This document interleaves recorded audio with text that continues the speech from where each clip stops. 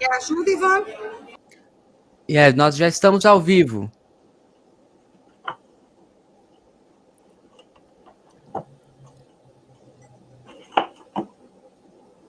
Já estamos aparecendo aqui no YouTube. Yes. And 10 people are watching us. Ok.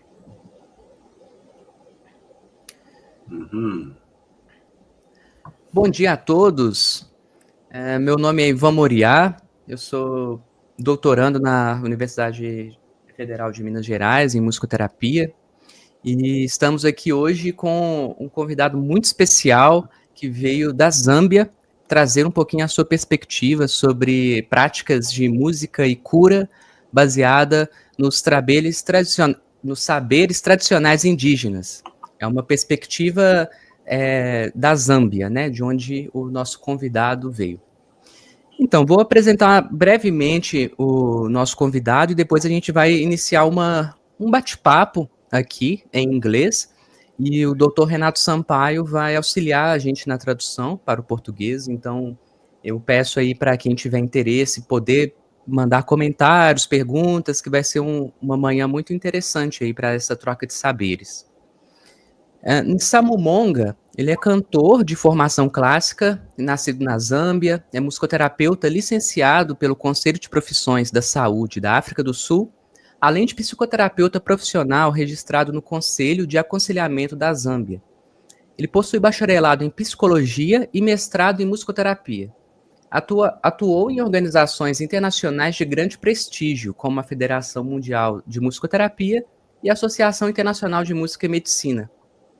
E nesse último, no qual tive a honra de conhecer ele pessoalmente lá em Berlim, então posso dizer em primeira mão que Nsamu é um musicoterapeuta excelente e vai trazer muitas boas reflexões aqui para embasar nossas práticas brasileiras. Nsamu é doutorando e professor nas universidades de Pretória e Joanesburgo, na África do Sul. Sua pesquisa de doutorado investiga o uso das artes musicais indígenas no cuidado de pessoas com câncer, focando na gestão da ansiedade e do sofrimento emocional. É autor de capítulos de livros e artigos acadêmicos, tendo destaque aí recente a publicação da segunda edição do Handbook of Music Therapy, organizado pela Barbara Wheeler, no qual Nsamu teve o primeiro capítulo publicado naquele livro. Ele é membro de conselhos editoriais de periódicos científicos e presença constante em eventos internacionais. Sua atuação destaca práticas antiopressivas e abordagens terapêuticas sensíveis à cultura, espiritualidade e diversidade. Nsamu é especializado em práticas de cura indígenas, metodologias decoloniais e inovações em saúde culturalmente responsivas. Seu trabalho integra terapias baseadas em artes com sistemas de conhecimento indígenas para promover a justiça epistêmica e resistir a imposições coloniais em estruturas terapêuticas e de pesquisa. Apaixonado por preencher as práticas de cura tradicional e contemporânea, ele colabora em pesquisas que honram a sabedoria da comunidade e promove abordagens inclusivas e sustentáveis de saúde mental. So, hello, Nsamu. It's a great pleasure you have you here with us in Brazil. It's an honor listening to you. Could you present yourself and tell us a little about your origin? Yes, I'm originally from Zambia. As you have already heard, I do come from a singing family. I am a trained singer in the classical tradition. And I've for a long time been interested in knowledge sovereignty and indigenous knowledge sovereignty. And that's why a lot of my work is in inquiring around indigenous knowledge systems and indigenous practices, even in music therapy. Nice. I was reading some. Desculpe, okay. Fazer a tradução. Então, bom dia a todos, né, que estão assistindo. Como já foi dito, Eu sou originário da Zâmbia e venho de uma família de cantores e sou treinado no canto de música clássica e desde sempre, né, tive interessado em estudar sobre o conhecimento indígena e como ele pode estar ajudando a questionar os sistemas e práticas de musicoterapia, né, e ampliar a compreensão desses sistemas e práticas na musicoterapia também. Nice. Nsamu, I was reading some articles about your work, and I am thinking to ask you, how was you growing in Zambia, surrounded by so many languages? And what did you feel when you realized that over time, English was replaced local languages? How did this affect you are today in your personal and professional life? Yeah, that's a good question, because language is a window into people's lives. And I almost always think that to kill a people or to destroy a people and to destroy their identity and their story start with alienating them from their own language. Alienate them from their language, you have alienated them from their own symbols, from their own stories, from their own myths. And it begins there. So when I was growing up, I was almost always aware that there were multiple languages in the space. And I learned these languages through assimilation, right? But then a shift came about when I was kind of when I was a child, it was active. Were kind of discouraged from developing our local languages in preference of English. So in schools, we thought that it was just English that was acceptable, and you couldn't speak any of the so-called vernacular languages. Yeah, and okay. Ivan, pode você traduzir a pergunta também, aí depois eu traduzo a resposta dele? Tá. Então, a minha pergunta para Nsamu foi como que foi crescer na Zâmbia rodeado por tantas línguas e o autor, em algum momento, ele percebe que o inglês tomou conta das línguas locais. E aí eu perguntei como que isso afetou ele, né? A vida dele, essa questão de substituir a língua original pelo inglês. Eu, como foi dito, cresci na Zâmbia e essa pergunta é muito interessante porque a linguagem é uma porta para a vida das pessoas, né? Se você quer matar uma pessoa, se você quer destruir uma pessoa, se você quer destruir a história, muitas vezes você pode começar alienando a língua, alienando os símbolos, as histórias, né? E a cultura dessa pessoa.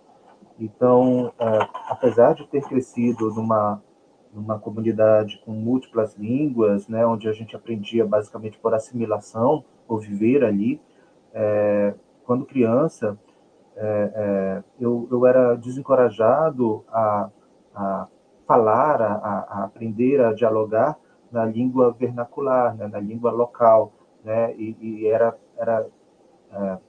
sugerido, era estimulado a utilizar o inglês porque ele era mais culto e ele era dominante nesse local. Great. About language. So I was going to extend that thought here before we proceed, because it's important. It's important for us to understand the idea of language. Like I said, that people think in their own language. They tell stories of who they are, where they come from, the meaning of existence, right? Through their own language. So there's the spoken language, but then there's also the language of symbols, the language of myths, and the language of the land, So all these languages, when somebody who was raised speaking Chitonga and Bemba and all these other local languages, and suddenly those symbols, those motifs that are steeped in this particular language disappear. Now I have to enter a different space, a different thinking space in the English language, whose symbols and images I'm yet to understand, the nuances of which I don't yet have. It takes a long time. So when you get somebody who speaks Portuguese, for example, and you get them to start speaking English, they will not look as smart, right? Because they don't have the motif of speaking in that foreign language that is preferred. So that can be quite jarring for anybody in the sense of experiencing themselves in the world through that kind of languaging.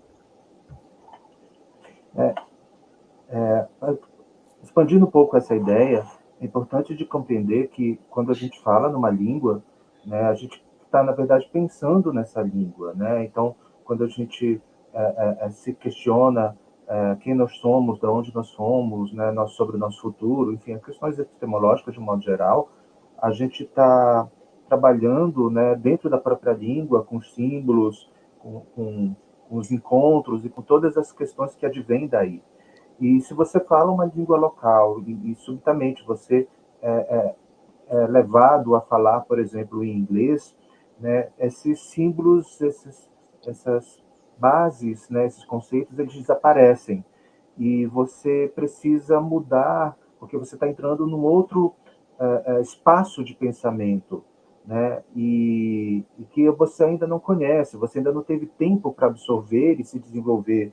Então, muitas vezes, você vai se expressar nessa outra língua, inicialmente, quando você não tem a prática, você não tem esse domínio, né, linguístico desses conceitos, desses símbolos, você não vai parecer inteligente, né? Você não tem um motivo para poder falar dentro dessa língua, né? Você acaba sendo subjugado, o seu pensamento acaba sendo subjugado e a sua cultura também acaba sendo subjugada nesse sentido. Yeah. Nsamu, you argue that English has become the institutionalized language of the academy. How do you see the transmission of indigenous musical practice in this linguistic context? Is there a way to translate these experiences, musical experiences, indigenous experiences, to other languages for spread these words? I have been trying most of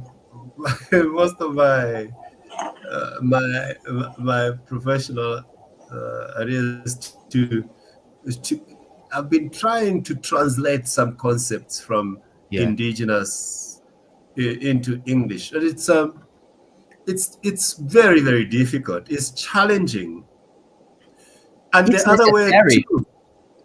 Yeah. The other way, translating some concepts from the English language into a local language. I'll give you an example. More recently, working in a cancer diseases hospital, where suddenly I realized that the last number of years I've been working in English spaces and using the English language, and I've been using and working with concepts in the English language. And coming into this hospital in Lusaka, I realized that some of the words, some of the concepts I was working with have no way of being translated into how people are actually feeling in that particular experience.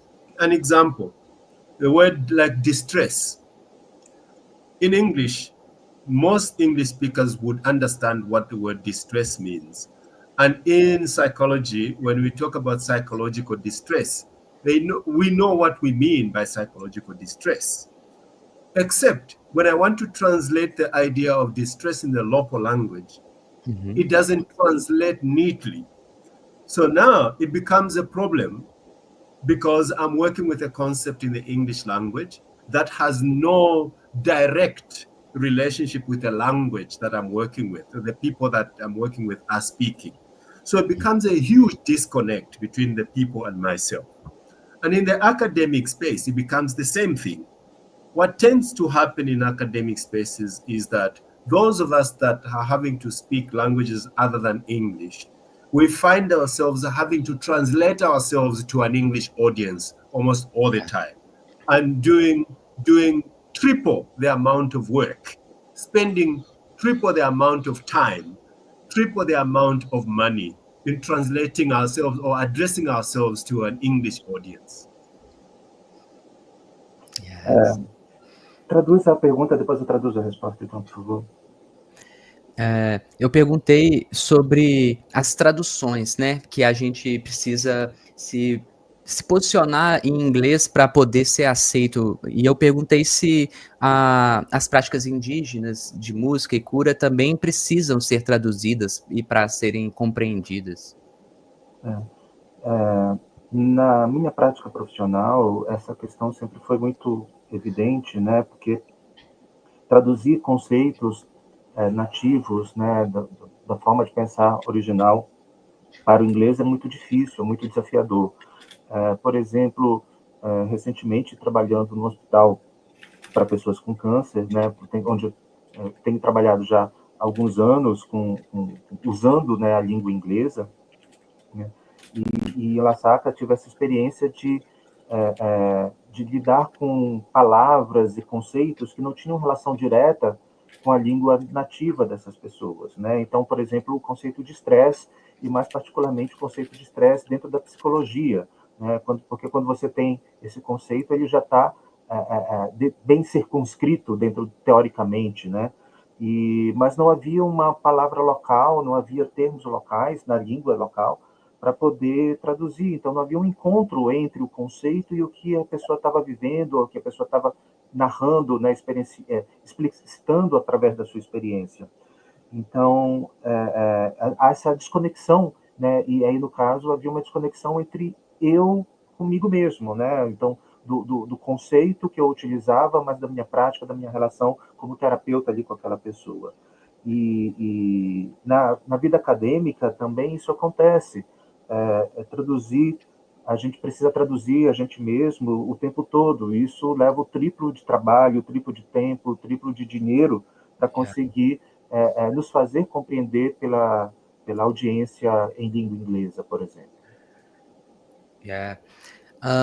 Just for mention, Veronica comment our conversation, and she is saying that this week we had the first master thesis defense is in an indigenous language at our university.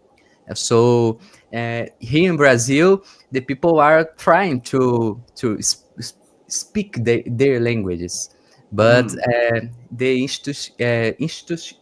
institution and academy unfortunately prefers Portuguese or English for publications, and yeah. I am thinking, Samu, you could say about the musical practice on your country and indigenous practice. What elements are present in this practice, in these rituals? You can speak about something. Oh, beautiful. Yeah. I like that. I like that. So there are multiple elements when it comes to indigenous music. Indigenous music has multiple forms. So in understanding music, the way we kind of understand European music is like composed, but you know, it's got this particular composition that works for this particular place. But in indigenous music, has got an element of spontaneity. By spontaneity, I mean that the music is located. It's got a particular function in this particular place. So as long as it's located in here, if it's a funeral, as an example, the music of a funeral is connected specifically to that particular experience. Even though you can transfer the music to other places, but it has its origin and its placement in this particular immediate experience of the funeral, of the death of somebody specific. Then you're going to have music that is for celebration. It's a beer party. You're going to have music that is for initiation. You're going to have music that is for the shrines, like Yeah. for spirit appeasement, Okay. or music that is for healing, rituals, specifically for healing rituals. Now, it's important for us to understand that there are as many sites of music making especially in our indigenous spaces, as there are life circumstances, right? So when people are happy, there's music for that. When people are sad, there's music for that. When Olha, people are marrying, there's music for that. When people are coming of age, there's music for that. So there's as many sites of music as there are situation and experiences and phenomenologies in the indigenous setting. Having said that, if we're going to look at specifically the qualities of the music, right, okay. understanding that the music is dialogical, the Hum, music is participatory, so we don't necessarily have virtuosos. We have people that can come in and lead the song, but the music is for everyone. uhum. So the music tends to be repetitive, right? The rhythms are repetitive. Sometimes the refrains are repetitive. It's music that is for the people, right? So it's not very complicated. The pitch is usually almost like spoken word pitch. Uhum. Again, that's kind of music that meets people where they are. And there's often the call and response. When I call, you respond, you know, Yeah, and that's part of the dialogical nature of the music when it comes to the quality and the style of the music. great. Traduz a pergunta e eu traduzo a É, resposta. E vamos eu, pro... eu perguntei quais elementos estão presentes nessas práticas indígenas musicais, né, na região do convidado. Então, a música, né, local, né, dessa cultura local, ela tem múltiplos elementos, ela tem múltiplas formas, né, mas ela se difere um pouco do pensamento da música europeia, que ela é composta, né, principalmente para assistência, né. Nessa música mais indígena, há muito de espontaneidade, há muito de localidade, né. Ela tem uma uma função particular em um local particular. Então, quando você tem um funeral, você tem uma música específica para aquela relação com aquela pessoa que faleceu. Logicamente, você pode pegar essa música desse local e levar para outro, mas você tem que entender que você está tá tirando ela do seu local de origem, né? Então, você tem outros eventos, por exemplo, uma celebração, uma iniciação, um apaziguamento espiritual, ou mesmo para rituais de cura. Todas essas músicas são locais diferentes, né? São lugares de fazer musical diferente. E então a música ela tem esse caráter, essa fenomenologia, esse caráter muito ligado, ela é muito localizada, esse fazer musical é muito localizado. E então existem algumas questões de qualidade dessa música, que ela é muito dialógica, ela é muito participativa também, né? Você pode ter uma pessoa que está ali à frente do fazer musical, meio que coordenando, ou comandando, né, ou conduzindo o fazer musical, mas a música é para todas as pessoas. Então, ela tem algumas características, por exemplo, de ser muito repetitiva. A tonalidade, normalmente, é uma tonalidade que permita que as pessoas, de um modo geral, consigam cantar junto, porque você está encontrando as pessoas aonde elas estão. Então, por isso, essa tonalidade tem que ser algo que seja acessível para as pessoas. Muitas vezes, ela também tem uma estrutura de pergunta e resposta. E isso faz com que as pessoas consigam se envolver nesse diálogo musical, né? E essa qualidade da experiência é sempre muito importante nesse tipo de música. Ok. Good. Also, just to kind of augment that, is the music also is often accompanied by drumming, percussive instruments, banjos, right? So there'll be these other instruments that accompanied. Also, the music is usually accompanied with dancing, very vibrant dancing. Yeah. And it doesn't matter what the site of that music is. Usually there's always going to be dance. The music is accompanied with the theatrics. Right? So there will be costumes, there will be colors and smells and smoke and fires and all the different elements that accompany that. And the lyrical element, a lot of times, depending on the location and the site of the music, if you're at a shrine, a lot of times the lyrics are going to compose of the mystical language. It's kind of you're going into a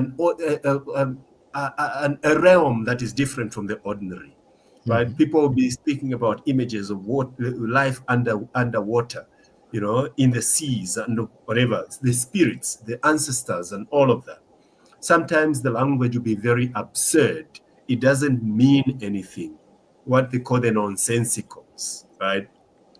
And then there's also music that has some beautiful lyrics, love songs, for example. If somebody wants to marry and they are singing their way into marriage and they're trying to attract somebody or to communicate to their elders that they are ready to get married.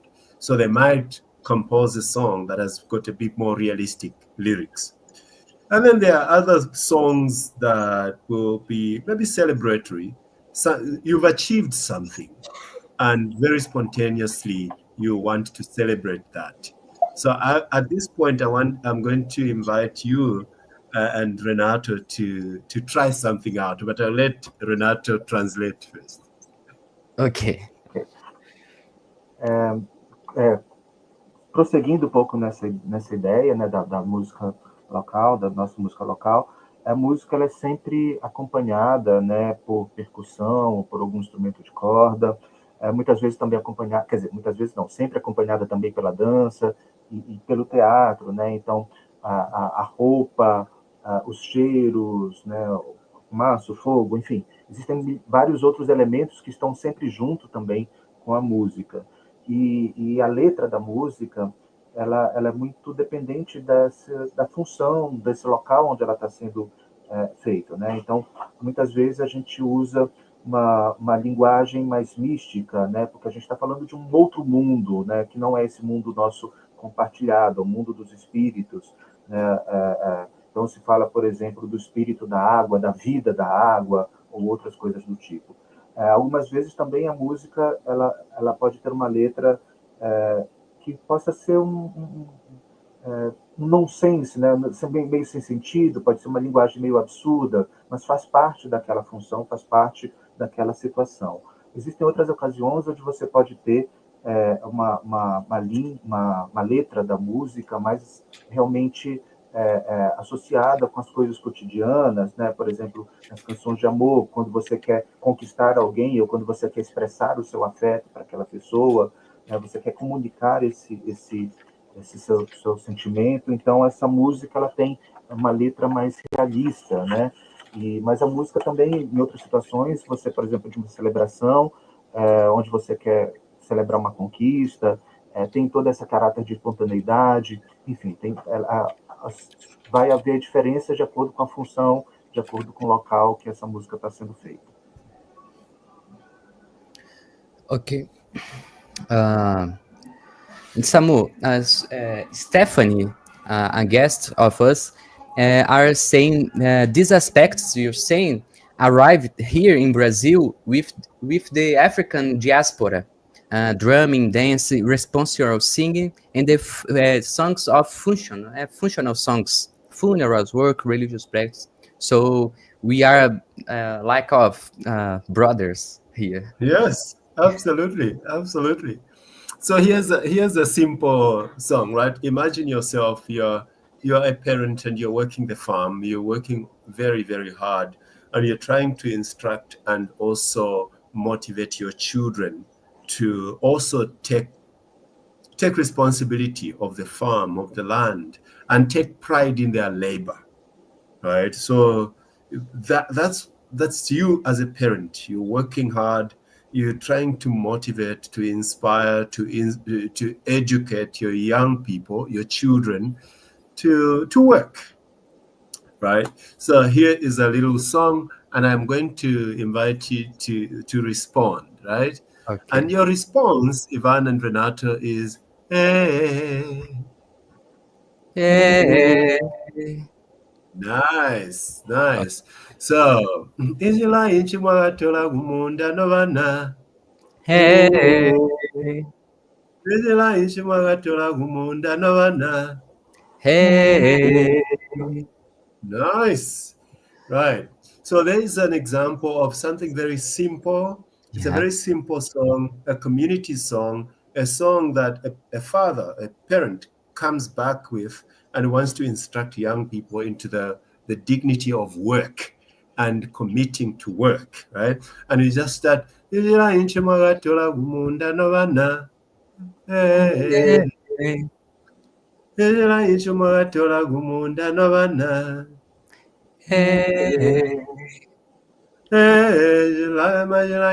gatola gumunda abola shamirimo ulajibweza lale majira y'icyuma gatola gumunda abola shamirimo ulajibweza majira y'icyuma gatola gumunda nobana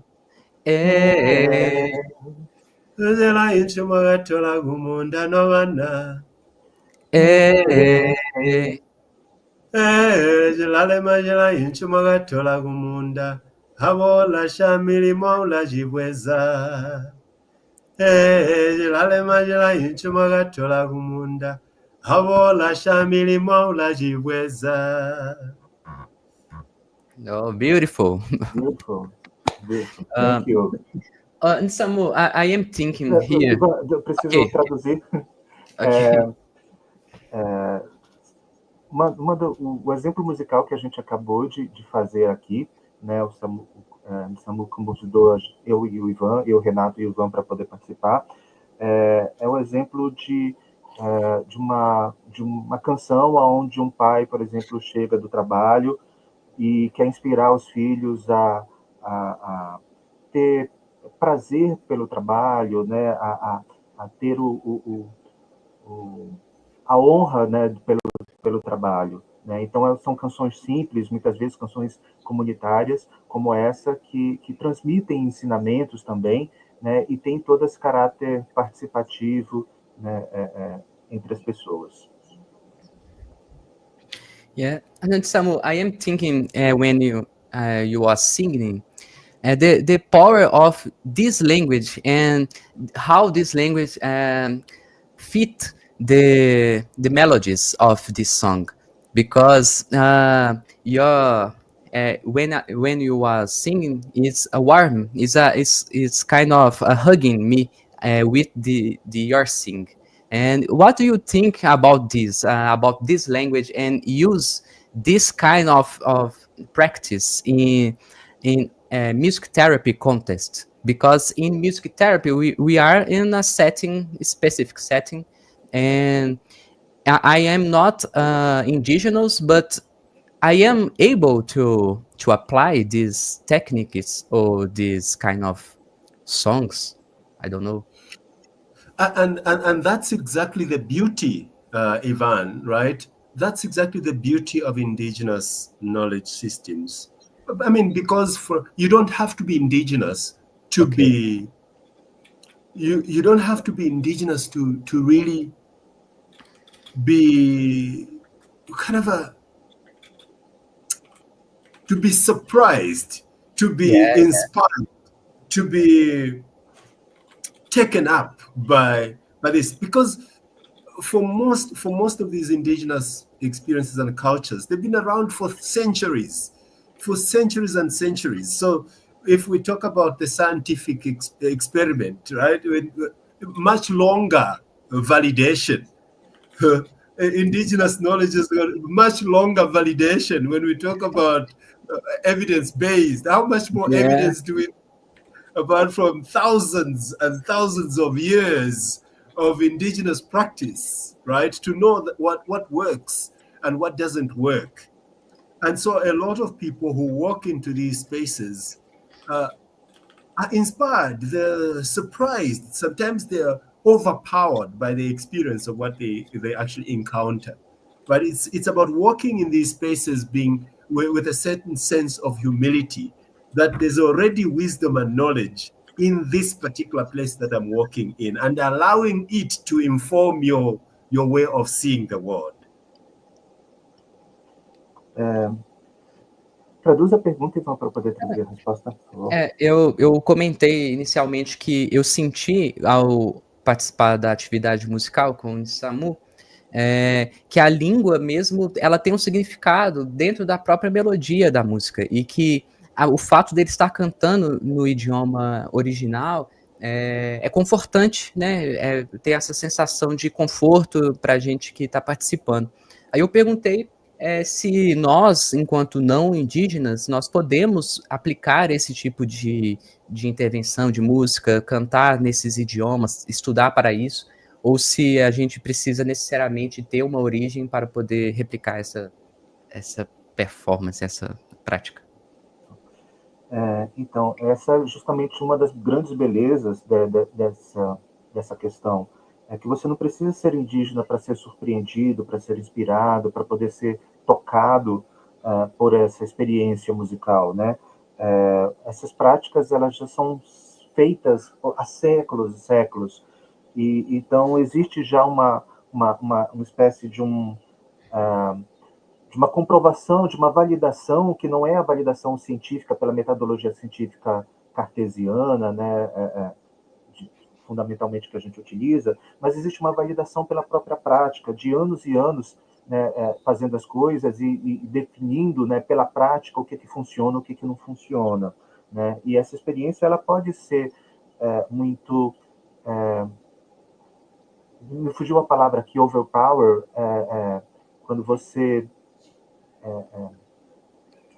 me fugiu a palavra agora, a tradução disso. Mas, assim, existe uma questão que você precisa entrar em contato com isso com muita humildade, né, sabendo que ali já existe um conhecimento, existe uma sabedoria ancestral muito grande, de muito tempo, né? Então, para que você possa compreender e utilizar isso para a prática.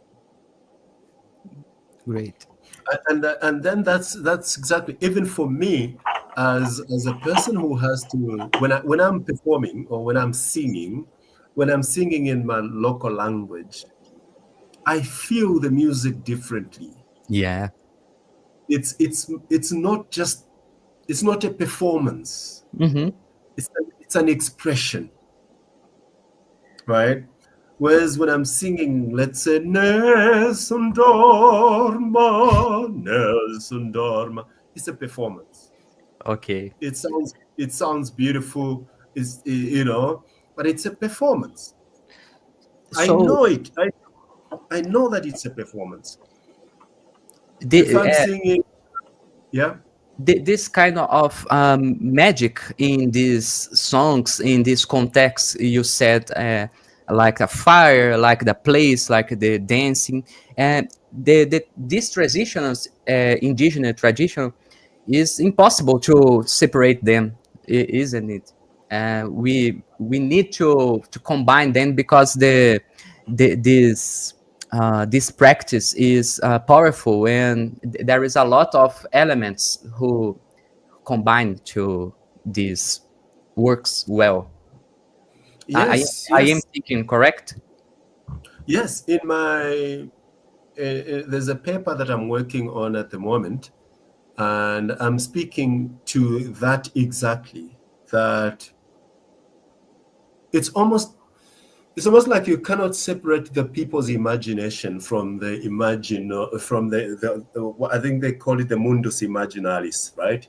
It's I'm trying to think of the person who the theorist who talked about mundus imaginalis. You probably would remember, but the language is imaginal when we get into this, but it's also elemental. So now, when you bring the imaginal and the elemental, you've got a whole spectrum of people's lived experience. The imaginal takes them to the world outside of ordinary life, which also still remains as real, and then the elemental keeps us grounded. And there's wisdom in this. Most people, we live in a world now where people are suffering. And why are people suffering? My guess is that a lot of times people are suffering because we've become disconnected from the elemental, and we've also become disconnected from the imaginal. And now we're living lives in the intermediate space where we are not on the ground and we are not connected with the imaginal, right? And what happens in that particular space? There's isolation, there's loneliness, there's stress, there's people are just disconnected from life as complete as we're supposed to. Now, in this particular music, a lot of times the music brings all these elements together: the fire, the water, the air, bring all these elements together, and you have a whole complete experience. You have stories that complete a person in that particular sense. Even you bring in the elements of the ancestors, of the living and the dead, the interaction between the living and the dead in that particular kind of complexion.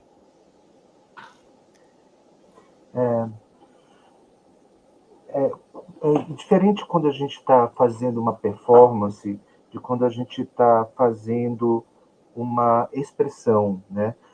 Quando a gente canta na língua nativa, a gente está não somente fazendo uma performance no sentido tradicional, por exemplo, de uma música de concerto erudita, né? Mas a gente sente diferente, a gente vive isso diferente porque a gente tem uma expressão diferente. Existe eu estou escrevendo agora, né, um artigo onde a gente fala, eu estou falando que a gente não consegue separar as pessoas do seu mundo imaginário, né? A linguagem, ela dá isso para a gente, ela tem esse caráter do imaginário e tem o caráter do elemental, né? O imaginário, isso tudo, o imaginário e o elemental, eles vão ajudar a constituir uma experiência vivida dessa pessoa. É como se esse aspecto elemental, ele dá uma base, né? Dá um chão, ele dá um grounding, né? Dá uma fundamentação, aí uma fundação, e essa parte imaginária seria como se fosse uma coisa para além do corpo, né, para o exterior. E há muito conhecimento em relação a isso, há muita sabedoria em relação a isso, né? Então, o que acontece com o sofrimento, né? A gente pode estar entendendo muitas vezes que o sofrimento ele vem dessa desconexão com esse mundo do imaginário e o mundo do elemental, né? É como se as pessoas estivessem num espaço intermediário aonde elas ficam desconectadas, né, desse aspecto elemental e do imaginário, então elas ficam isoladas, elas ficam sozinhas, elas têm estresse, elas estão, na verdade, desconectadas, né? E na música, nesse tipo de música mais indígena, a gente tem vários elementos, né, da água, fogo, ar, etc., que ajudam a dar uma experiência mais completa para essa pessoa. Além disso, tem toda a questão, muitas vezes, de você fazer uma conexão com seus ancestrais, né, com essa experiência transgeracional que acaba sendo obtida também nesse tipo de situação. Great. Nsamu, Yuri Pinheiro is a music therapist and indigenous practitioner at all, and are asking for you, when transporting indigenous tradition into the scientific context, several dimensions seem to me to be lost. For example, worldview of translation, the mysticism, and the connection with the nature. He asks, what limits and possibilities do you encounter in your work when you carry out this translation to tradition? Good question. So exactly what he has said remains true for me as well. And that's why this conversation that we're having now, it's beautiful, because this is one way in which we can kind of talk about these experiences within a particular context and sensibility. Sometimes, and just to give people some context also, when Ivan contacted me and was asking me to do a presentation, I said to Ivan, I would love to do a presentation, but I would rather it's not a presentation. I'd rather it's dialogue. I'd rather it's a conversation, because then we are modeling exactly what we are talking about. So part of doing this indigenizing work and indigenizing music therapy is not just to talk about it, but to also model it. Instead of having a 20 minutes presentation where somebody's an expert, we decided we're going to have a conversation. We're going to have a dialogue. Yeah. Because in indigenous practice, we dialogue. We talk with each other. We don't talk to each other. We don't talk to other people. There's no one person who is an expert. So one is, yes, we talk about it, we present the work, and we insist that the work be presented in the most respectful and also context specific as possible. And wherever we can, let's model the methodologies. Let's model the practices. Let's model the motifs that hold indigenous practice and knowledge together. Essa é uma excelente pergunta, né? Porque para mim a gente está falando sempre da experiência, né? Então deixa eu dar um pouquinho o contato. Quando o Ivan me convidou para fazer essa apresentação, inicialmente eu falei que eu adoraria fazer uma apresentação, mas depois eu falei que eu adoraria fazer uma não apresentação, né? Uma espécie de diálogo, como está acontecendo aqui, porque a gente consegue ter uma composição conjunta, uma modelagem, né, do que está acontecendo. A gente não fala sobre, mas a gente modela, a gente fala com as pessoas, né? Então a gente faz esse diálogo, essa composição coletiva, né? Esse não é um diálogo, não é um diálogo para o outro, mas é um diálogo com o outro, né? Então, do ponto de vista da prática, é muito importante quando você apresentar isso, né, dentro da prática, você fazer isso de uma forma muito respeitosa, né, trabalhando, né, com as especificidades do contexto, né, porque você aí vai modelar aí nesse sentido de fazer com ao mesmo tempo a metodologia, a prática, os motivos técnicos que vão acabar acontecendo ali dentro dessa experiência. Great. I have a question too.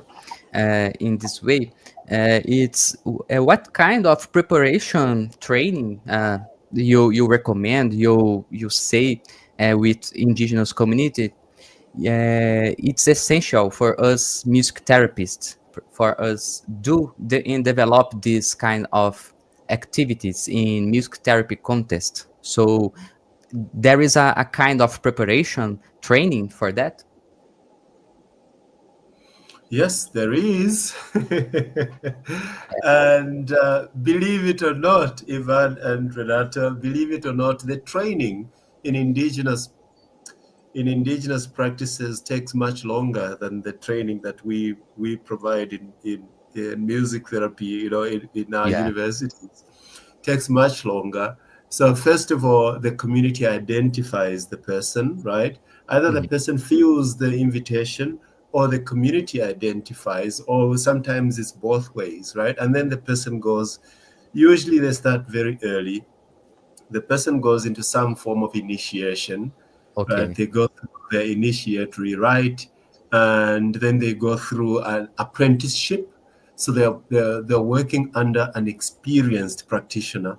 And it takes years and years of try and error, and also the community evaluate the person within that particular context, whether the person is legitimate, illegitimate, or the person is not legitimate. So it's always community-based, it's people-based, and people respond to the invitation of one person.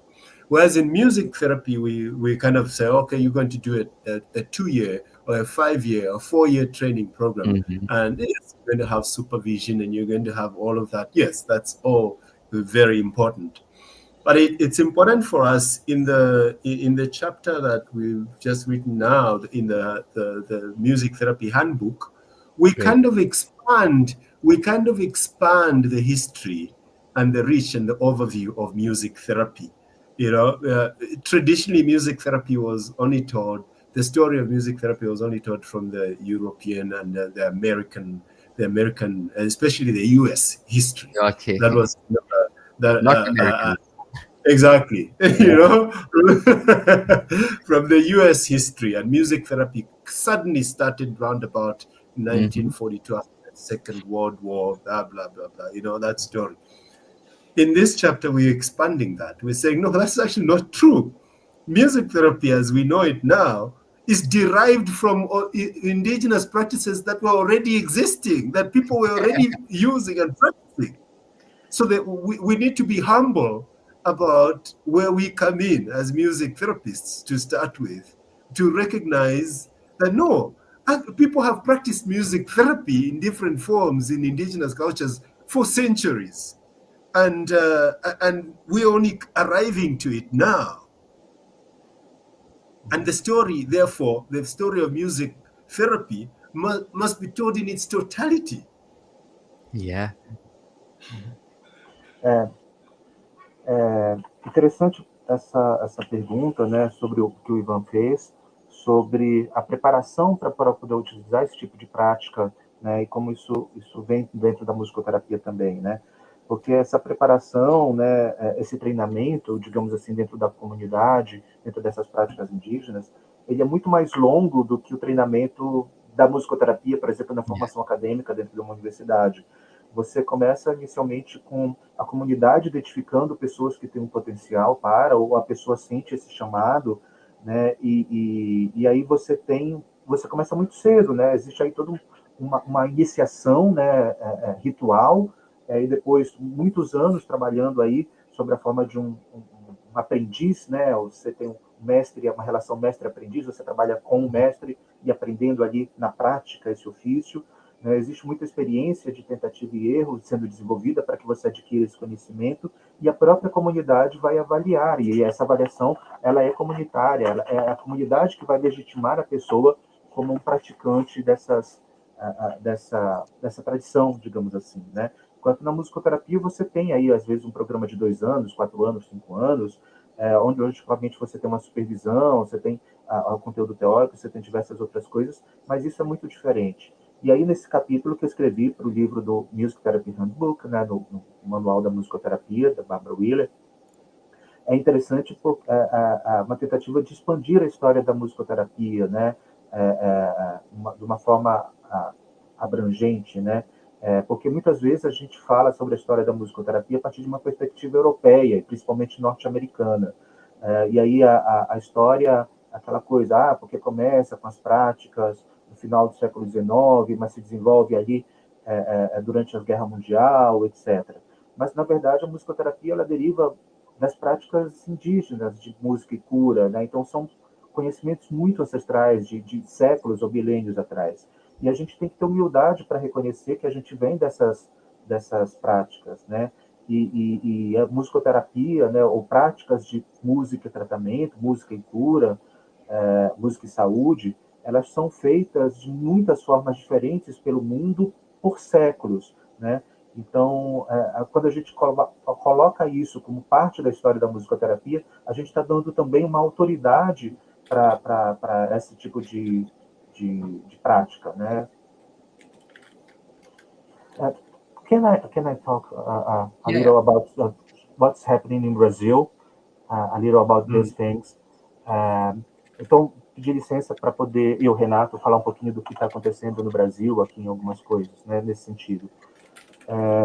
A gente tem, no Brasil, mais recentemente, vários autores que estão reconhecendo justamente essas práticas ancestrais de música e saúde como parte da história da musicoterapia, não somente isso que provém ali da história europeia ou história norte-americana. We have here in Brazil now many authors that writing about the history of music therapy that recognize this ancient practice of music and healing, of music and health, that not only come from this European, United States of American practice, late 19th centuries, mid 20th centuries. So it's really important for us to recognize this kind of practice as part of our history too. E também no Brasil existe um movimento já de muitos anos, mas que ele ainda não ganhou um corpo tão importante em termos de divulgação científica quanto deveria, né, um movimento feito pela Abrasco, né, pela Associação Brasileira de Saúde Coletiva, e eles trabalharam com um conceito bastante interessante que eles chamam de racionalidades médicas, né, um grupo de trabalho ali da Abrasco, né, onde eles questionam e de uma certa maneira tentam explorar, expandir, né, o horizonte, uma perspectiva colonialista de cuidado de saúde, né, de sistemas de saúde e dessa questão da hierarquia e do poder dentre os diversos profissionais da saúde, das instituições médicas, do modelo biomédico de saúde, né? Então eles também questionam essa questão dos modelos científicos, né, de evidência que são utilizados como fundamento e justificativa para uma prática centrada na figura do médico, no conhecimento do médico especificamente. In Brazil, we have association of Brazilian Association of Collective Health that has worked for many years now, but unfortunately, it's not all spread, and everybody knows about that. That they call a concept that they call medical rationalities, where they question the dominant, in a certain way, a colonialist perspective of healthcare, of health systems, and of professional power imbalance of the medical institution, the biological model of health, and of things like that. And they also question the scientific models evidence, the scientific evidence models that are used as foundation and justification for the medical centered practice, and that opens space for bringing all this ancient knowledge and wisdom that the indigenous cultures have, and how can we bring this to the health concept, to broaden the health concept, and to broaden the health practice in Brazil. But it's really small because it's really hard to fight this established hierarchy of this power imbalance and things like that. That's true, and that's the work for, and that's why for me I'm very intentional about situating my work in indigenizing work, right? And it's not decolonial anymore. It's indigenizing. So I'm very, very specific, because decolonial kind of puts the work within the frame of colonialism. Mm-hmm. But indigenizing the work is to lift the sovereignty of the people's knowledge. And so this is the people's knowledge. This is what they already know. You're talking, Renato, there about the health concept of the people. When I was doing my research, one of the research projects that I did, and when I asked people what health was, what they understood by health, they were not talking about the absence of a bacteria in their body, right? They were talking about living well with the land. They were talking about living well, community cohesion, collaboration, that they were able to collaborate with the community members, that they were able to eat and work. So health for them was not entirely just about the absence of a germ or a parasite or a virus from their body. It was socially determined. It was geographically determined. It was land determined. Yeah. I'm able to work this land. This land is able to produce food for me. And I can work with my neighbors. I can work with other community members. I can play with them.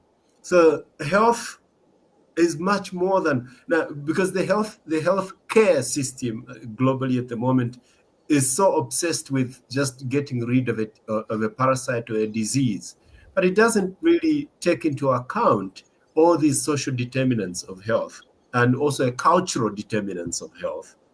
And so indigenizing the work takes into account all of that. When I go to see a shaman, the shaman is not interested in just one thing.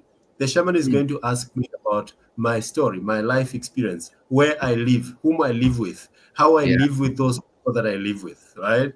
So they want more context. They want the story to be told that might be influencing why I am suffering the way that I am suffering.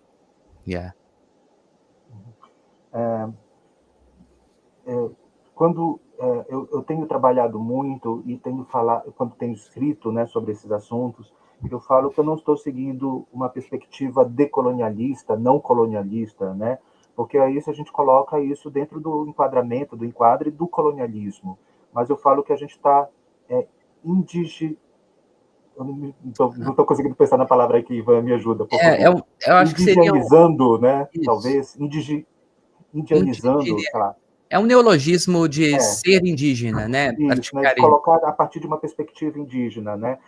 E levar à frente esse conhecimento, né? Levar à frente esse conhecimento das pessoas, né? Então, eu fiz uma pesquisa há algum tempo atrás sobre saúde e eu perguntava para as pessoas o que elas achavam de saúde. E elas não falavam que era a ausência de uma bactéria, de um vírus, um germe, alguma coisa assim do tipo. Mas saúde era viver bem com as pessoas. Saúde era ter uma relação de coesão, uma relação colaborativa, de trabalho, de alimento, né, de vida ali com essas pessoas. Então, ele era uma socialmente determinado, né, geograficamente determinado, territorialmente determinado, no sentido da terra mesmo, né, que é da onde você planta, você colhe o alimento, na qual você trabalha com seus vizinhos e você tem prazer, você joga, você brinca com esses seus vizinhos, né? Então, é interessante a gente pensar na saúde não somente como biologicamente determinado, mas como socialmente determinado, culturalmente determinado também. Quando você vai, por exemplo, a um xamã, o xamã não pergunta para você só do seu corpo, né? Mas ele pergunta da sua história, da sua experiência de vida. Ele quer mais informações, mais contexto para poder compreender por que você sofre do jeito que você está sofrendo. Great. So here's an example, right, of of the limitations of the biomedical model. Yeah. So you can say, but you can speak more about your work, your stress-related research and cancer treatment. So you can continue your speaking and link to this. Okay. Yes. Right, and that's a perfect example, right? So a person comes to the hospital and they've got cancer, right? Treat the cancer, put them on chemotherapy, radiation, and then let them go. Right? Another person comes to the hospital, we do the screening, they've got cancer. We treat them, then they go. Another person comes to the hospital. Cancer again. They've got cancer. And we treat them, they go. But nobody is asking the question, where are these people coming from? Yeah. Because if I ask the question about where these people are coming from, I might discover that they are coming from the same place.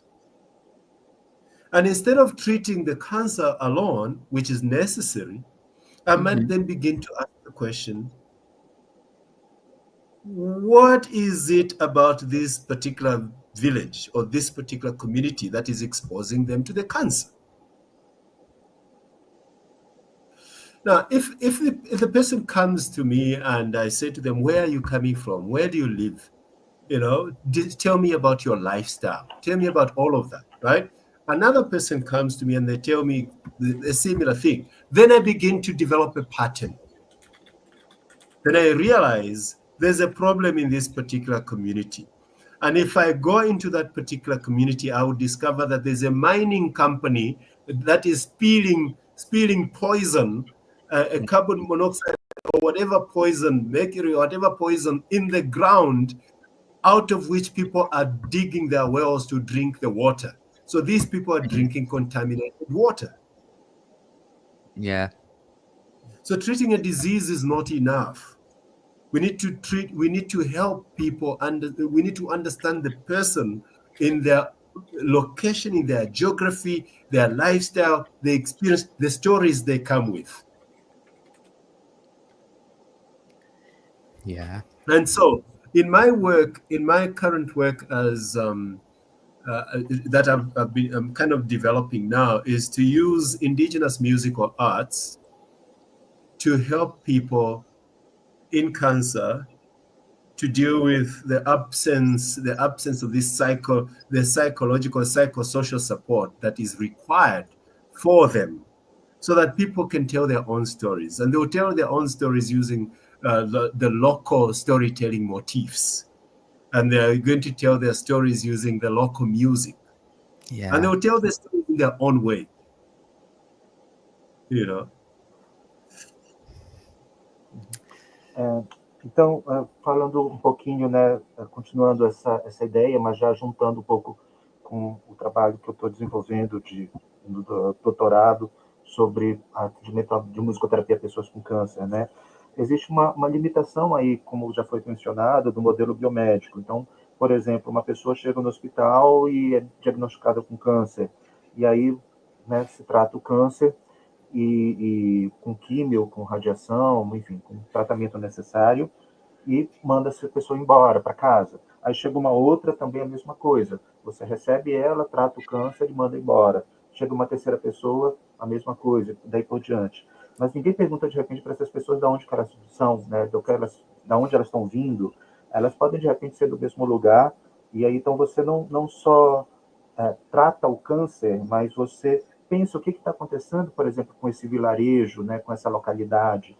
Então, de repente, você encontra coisas do tipo, existe um problema na comunidade, né, por exemplo, uma empresa de mineração que joga determinados detritos, né, a céu aberto ou coloca lá no enterrado, mas isso acaba contaminando a água e essas pessoas estão bebendo água contaminada e por isso tem mais incidência de câncer, né? Então, você tem que individualizar esse trabalho no sentido de compreender a pessoa, né? A sua história de vida, o seu estilo de vida, a sua experiência de vida, né? E no meu trabalho, eu estou basicamente utilizando essas músicas indígenas, né? Essa tradição musical indígena, com pessoas com câncer, para tentar lidar com a ausência de um suporte psicológico, né? Então, a gente tem trabalhado essas criações musicais como forma de contar a história dessas pessoas, né, de identificar aí, a partir dessa cultura local, né, os motivos, né, dessa contação de histórias através da música. Great. Okay. Nsamu, Yuri again are asking for you something. Are the benefits of indigenous practice in music therapy analyzed from a non-indigenous scientific perspective? Illness and healing are seen differently within indigenous traditions, right? Yes, I don't think they are seen differently. I think what it is there's an intersection, right, that the medical model doesn't necessarily have, right? When we got to the beginning of the last century, when I say we, I'm referring to the modern day medical system, tried to understand whatever was not understood as having biological origins. It was understood to be abnormal. There was something abnormal in the psyche of a person, so they were suffering from psychosomatic, right? So the Freuds and all these started thinking a lot about what else could be happening with this particular person who is complaining about the abdomen. But when we do the scientific examination of the abdomen, there's nothing wrong with the abdomen. So there must be some kind of psychosomatic that this person is suffering. and the theory of trauma and traumatic experiences that may lead to these possessions became very prominent. So psychoanalysis and especially, became quite prominent in dealing with what was not medically explainable. Yeah. Now, in indigenous circles, a similar thing happens, right? So there's medicines that a person will be treated with herbs, with chemicals, with that kind of medicine.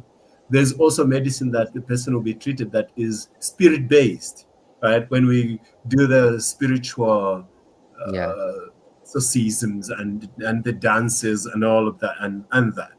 And then there's also what they almost always retain to be the healing of the gods, right? Some people will talk about the almost like the religious healing. It's very different. It's very different from the spiritual healing rituals, right? So there's this intersection of the three, and causation of illness, in at least in the African, the Bantu worldview that I'm very much aware of. Causation of illness is as a result of those three strands, and so whatever causes your illness, that's where your healing will come from. So there's the physical disease that comes from the land when you're eating food that is poisoned, when you're growing your food in poisoned land and soils. When the soil is not healthy, you get sick, right? The sickness that comes from the spirits when you're possessed by the evil spirits. These are spirits usually that are not pleased. You need to appease them, right? They come, they possess people, they take over their lives. So what you do is, the healing in that sense is to do spirit appeasement. So that's a spiritual healing. There's also the causation of disease that is believed to come from the gods. When the gods are not happy, right? So they send diseases. So we need to appease the gods to heal us. Exactly. So all these, there's an intersection there about causation, and it's the same thing in modern day medicine. Poison. Oh, you've taken some food poisoning. We give you this. Oh, you're not. Oh, no. That's psychological. Go and see a psychiatrist or go and see a psychologist, right? Oh, that's more spiritual. Go for spiritual direction, or go and see a pastor, right?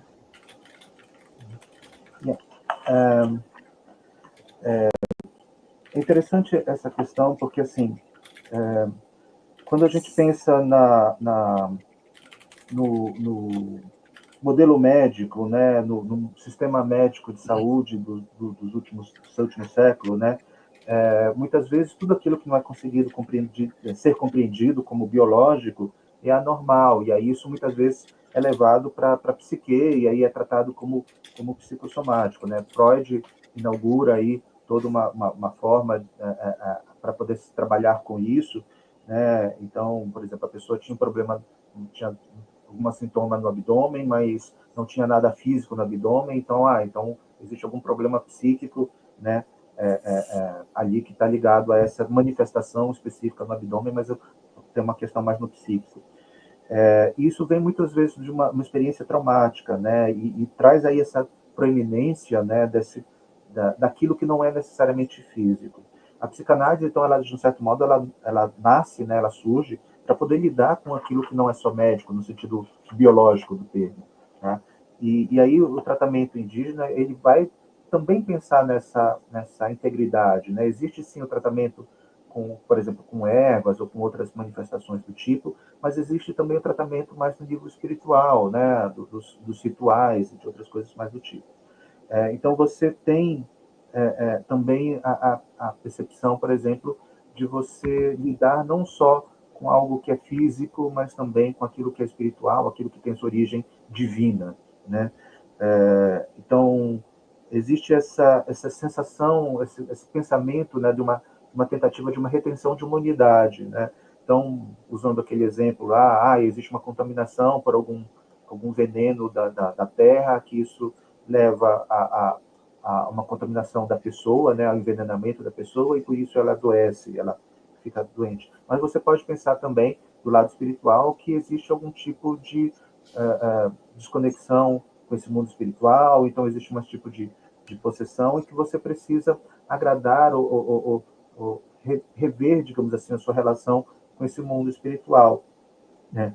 Então, é como se, de um certo modo, também, por exemplo, uma origem, né, uma doença que teria eventualmente uma origem divina, porque os deuses não estão contentes, os deuses não estão felizes com aquela pessoa. Então, como se ele lançasse alguma doença para o mundo, né? E nesse sentido, é como se os deuses estivessem também lançando um veneno para contaminar aquelas pessoas e acabar gerando essas doenças. Então, é interessante a gente pensar nessa mesma lógica, né? Que existe algo para além do físico. Yeah. Okay. Nsamu, as we approach at the end of this meeting, we can think, and I ask you what advice you can offer to us students and professionals of music therapy as indigenist practice. What advice you could do for us? I don't know if it's advice, but it's something that I would like to see. Having said that, music therapy has a lot to learn from indigenous practices, and less the other way around. I would like to see more music therapists being intentional about whatever you are. It doesn't, yeah, whatever you are, to immerse themselves in local knowledge. Mm-hmm. And if one can be intentional about immersing themselves humbly, with enormous humility in local knowledge, there's a lot one can learn from practice, from thinking about the work, from theorizing. We can learn a lot about the theory, because there's nothing new in terms of the theory of music therapy that indigenous practitioners have not thought about already. Even the question of, what is the place of the arts in healing, right? That question has already been answered in indigenous practices. So we're asking these questions now, even at the World Health Organization level. Okay. We're asking questions that have been answered through centuries of practice and revisions. And when Renato was talking about what is happening in Brazil, I was actually going to say, now that it's coming up again, what I often hear as a rebuttal to the indigenous movement is that, what about the evidence? Where is the scientific evidence, right? And then I often wonder, what do we mean by evidence? Has anybody ever asked the question, what do we mean by evidence, right? And evidence comes from somewhere. So the methodology that one uses is going to produce certain evidence. But what we have done is, starting from methodologies, we have eliminated indigenous methodologies from informing evidence. And so, what do you have if you don't have indigenous methodologies?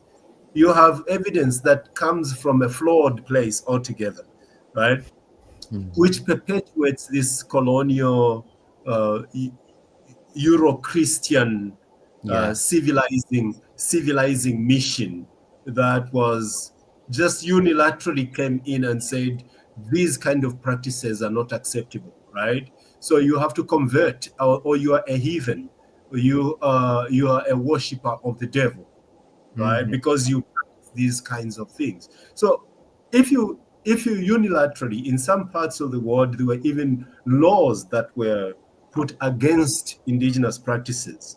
And if you're not accessing those, how do you find the evidence? If you're not working with the methodology, how do you find the evidence? You don't. So as a music therapist, I need to open myself up to these other methodologies that may not be situated in a lab. Everyone is excited now about the neuroscience that is coming up from labs about, what happens in the neural pathways when certain music is played and whatever. But we've been there already, right? There's nothing new there. Yes, it's something to celebrate, but that's nothing new. Great. Just because it's done in some lab in Stanford University, it suddenly becomes something to celebrate. Yeah. So can we think that again, as you said, there is a problem of disconnection?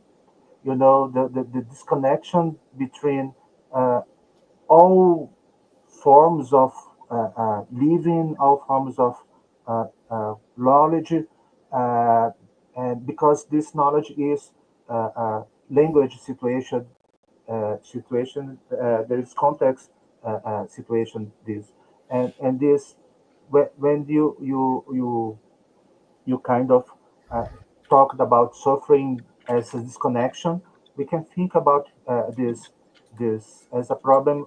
The health is kind of reconnection again. You know, reconnection. All the realms, different realms, all these different knowledges, all these different kind of systems. You know, the medical, but these indigenous, they can collaborate to bring more health to people. Can we think that way?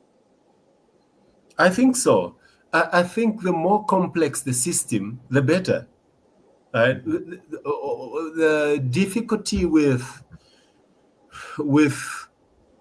European science is reductive. You know, it reduces everything to its component parts for the purposes of analysis. So it takes something from its complex space and if I cannot split it into understandable and pieces of analysis, then it's not science somehow, right?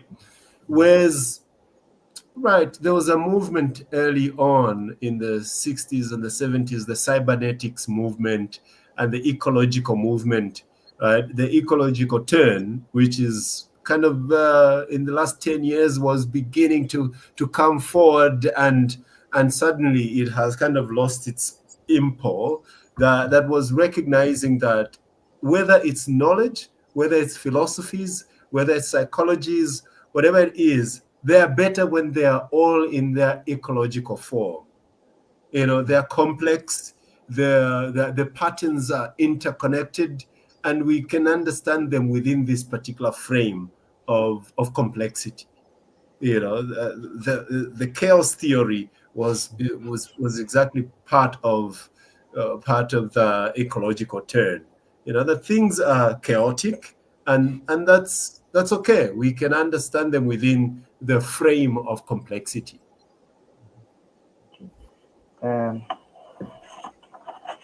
Voltando aqui para a pergunta, né? Assim, você consegue repetir a pergunta, Ivan, para depois eu traduzir a resposta, por favor? Nossa, agora eu me perdi aqui, Renato. Tá. Basicamente, o Ivan perguntou se o que o Nsamu poderia aconselhar, né, a gente em termos de musicoterapia, né, para dentro dessa integrar um pouco mais dessas práticas ou desse pensamento, digamos assim, mais indígena dentro da musicoterapia.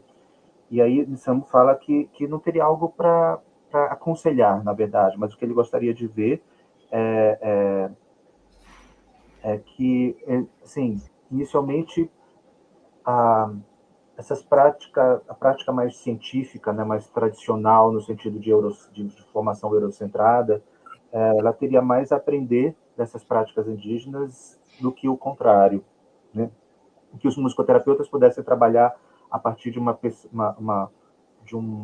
posição de humildade muito forte, mas está completamente inserido nesse conhecimento local, da onde que eles estão originados, né? E que a gente tem muito a aprender com esse conhecimento local, né? No sentido de sentir sobre isso, mas também de teorizar sobre isso. E não existe praticamente nada de novo na teoria da musicoterapia, nessas teorias modernas, que as práticas indígenas já não tenham respondido de alguma forma, né? E aí a gente pode até questionar o próprio conceito de evidência, né? O que consideramos como evidência, na verdade, ele vem de algum lugar. Então, a metodologia que a gente utiliza para averiguar uma evidência, ela direciona o que a gente consegue encontrar. E, ao mesmo tempo, se a gente utiliza essa metodologia muito baseada dentro de uma perspectiva biomédica, isso vai limitar a possibilidade da gente incluir, né, esses conceitos, esse conhecimento todo mais indígena. Então, a gente precisa incluir numa metodologia que seja mais afim com esse pensamento indígena, né? A gente tem muito essa base aí de um pensamento eurocristão, onde só um determinado tipo de prática é válido, né? E você precisa ser convertido a esse tipo de prática, e se você não faz isso, você está em contato com o demônio e você vai ser, enfim, vai ser excluído, né, de alguma forma, né? Então, é a gente buscar, na verdade, essa incluir, né, na verdade, essas práticas indígenas de uma certa forma. Na musicoterapia, mais especificamente, a gente está aberto a essas metodologias que não são necessariamente derivam evidências dentro de laboratório, né? Por exemplo, todos os avanços aí das neurociências nos últimos anos logicamente, são importantes. A gente tem que celebrar esses avanços, esses conhecimentos, as metodologias que derivam a partir daí. Mas isso não é exatamente novo, isso é mais do mesmo, né? O aprofundamento do mesmo, né?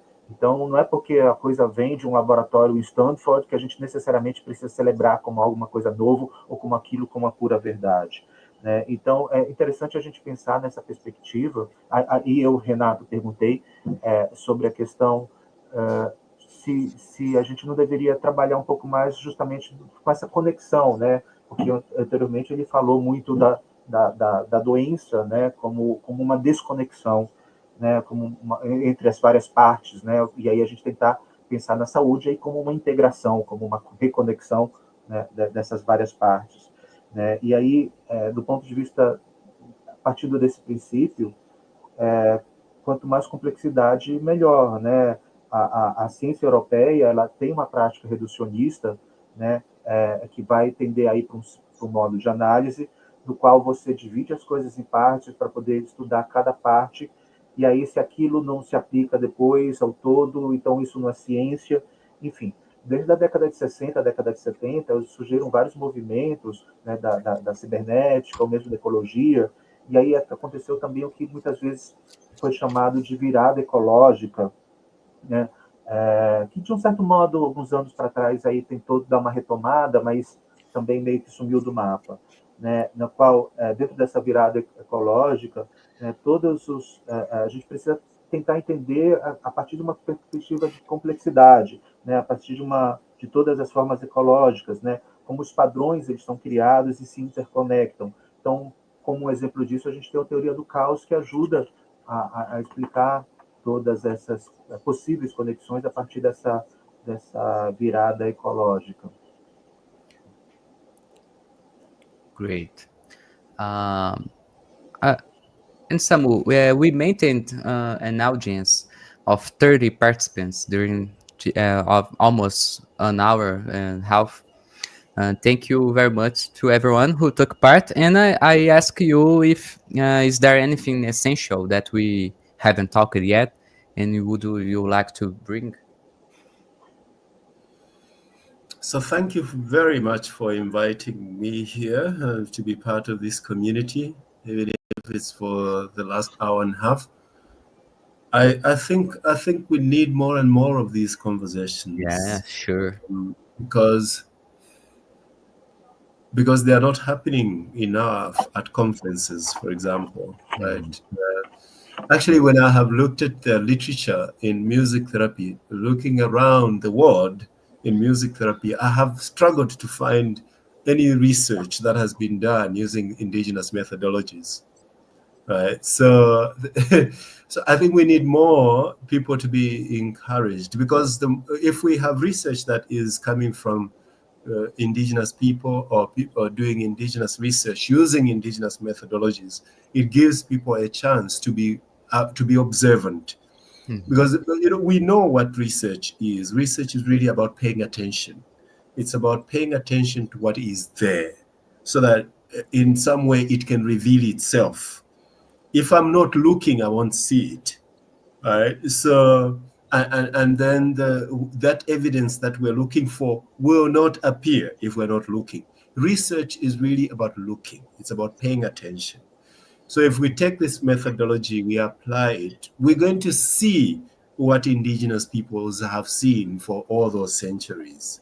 So let's begin to see with indigenous eyes, and let's also begin to listen with indigenous ears. Let's give indigenous wisdom and knowledge a chance to influence the knowledge systems that we have become used to. Ok. Ivan perguntou se haveria algo mais que o Nsamu poderia compartilhar que não tivesse sido falado ainda. E aí, Nsamu responde que, na verdade, agradece inicialmente por estar aqui fazendo esse diálogo, né, porque é muito importante estar dentro dessa comunidade, trocando informações, participando, porque muitas vezes esse tipo de discussão não acontece em vários encontros, nas artes terapias, mesmo na musicoterapia, né? Então, a respeito do uso das metodologias indígenas, né, do pensamento indígena, da sabedoria indígena. Basicamente, o que a gente tem é que encorajar essas coisas a acontecerem, quer seja as próprias pessoas indígenas fazendo seus trabalhos, fazendo suas pesquisas, mas também utilizando essas metodologias indígenas, porque a pesquisa é basicamente prestar atenção, né, porque aí a coisa se revela a partir do momento que você observa. Então, se você não olha, você não é capaz de enxergar aquilo. Se você não olha a partir de uma perspectiva indígena, você não vai conseguir encontrar evidências de que aquela metodologia ou aquele sistema de pensamento, aquele sistema de conhecimento indígena, ele tem alguma validade, digamos assim, dentro da metodologia científica, né? E aí a gente precisa, então, aprender, de um certo modo, a incorporar essa metodologia, incorporar esse pensamento, incorporar essa sabedoria, né, para poder enxergar aquilo que essas pessoas já veem há séculos, né, e dar a chance para que esse conhecimento, essa sabedoria indígena possa informar novas formas da gente compreender o mundo e trazer as evidências científicas que a gente necessita ou que a gente quer, eventualmente, buscar. Okay, Nsamu, thank you so much for accepting this invitation. Since I met you in Berlin last year, I am thinking how I can change or adapt my practice to this kind of conversation you propose, because it's universal and a powerful conversation. And so thank you so much. I have no words to thank you and your time and your disponibility. And I am thinking we can do this again in the future, and maybe you can go to Brazil and I don't know. I'm thinking. Yes. Okay. Maybe we can try to translate some of your papers to Portuguese to broaden the knowledge of the discussion, not the knowledge, Yes. but at least the discussion of these things. Maybe if we might translate this, if you give us a chance, it would be very wonderful to keep going on these discussions. Yes, absolutely. I'm happy to keep going and finding some place, finding community somewhere where this work continues. You are very welcomed to Brazil. You are our brother here. Yes, yay! Thank you so much. Traduz isso que a gente acabou de falar também para as pessoas. Né? Então, pessoal, eu agradeci o Nsamu pela participação, pelo tempo que ele investiu aqui gratuitamente, né, para poder falar um pouquinho da sua perspectiva. Eu acabei pensando alto e sugerindo que futuramente podemos fazer novos encontros como esse, e quem sabe até o Nsamu vinha ao Brasil fazer alguma alguma intervenção aqui no Brasil para a gente conhecer um pouco mais, já que nosso país é tão forte, né, dessa cultura indígena, também essa cultura com heranças africanas, então estamos aqui como irmãos, né? Eu falei que eu não tenho muitas palavras para agradecer, de tamanha gratidão mesmo, pois isso aqui para mim e para a gente aqui da FMG é muito importante, assim, conseguir criar essas pontes com outros musicoterapeutas, trazendo suas perspectivas. Então é somente agradecer, e todos os 30 participantes que ficaram aqui ao longo de quase 2 horas, né? Assim, foi muito bom. Obrigado aí pela participação de todos. Assim, espero que tenham um ótimo dia. Só lembrar que essa conversa, né, ela está gravada e vai ficar disponível aqui no YouTube da UBAN. Então, mais pessoas vão poder acessar essa conversa e né, entrar aí um pouco mais nessa discussão, caso desejem. Okay. So we can finish this live, and I will talk 1 minute with you, Nsamu. Thank you again. Thank you. Goodbye. Bye, everyone. Obrigado, então, a todos os presentes. Um abraço e até a próxima.